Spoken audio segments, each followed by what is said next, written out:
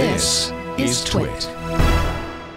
TSMC, quote, likely going to handle all of Apple's 5-nanometer A14 chip business and likely Huawei's Kirin 1000, which is also 5 nanometers.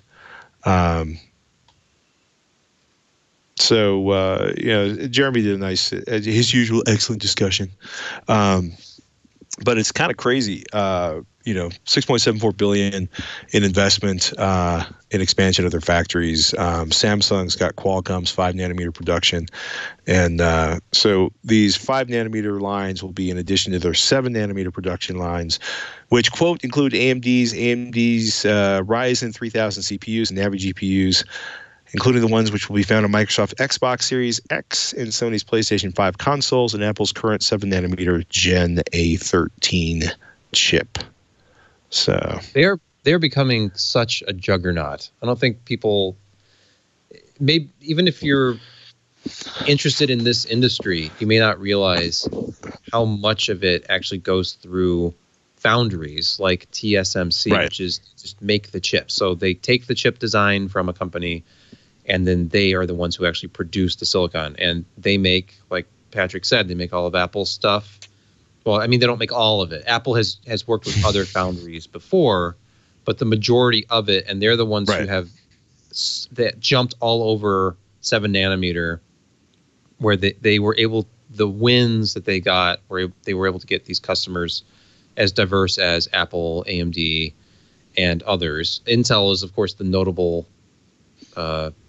name here that's absent because they have their own foundry, but TSMC is just killing it. I mean, they produce all of NVIDIA's GPU chips. Those are still currently at 12 nanometer.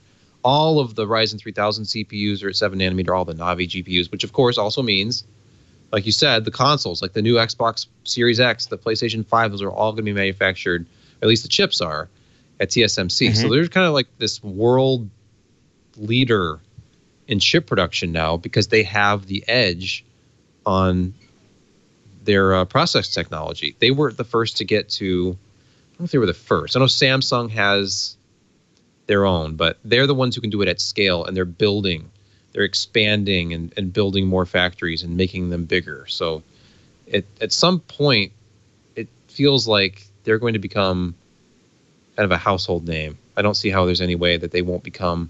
I don't think they'll become the next Intel, but right.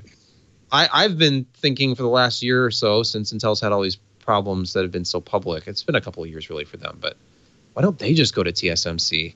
If they help TSMC scale up and build some new factories, TSMC has the process technology down, and yields have obviously been getting very good because we're seeing greater availability of 7-nanometer parts like the Ryzen 3000 CPUs. Right.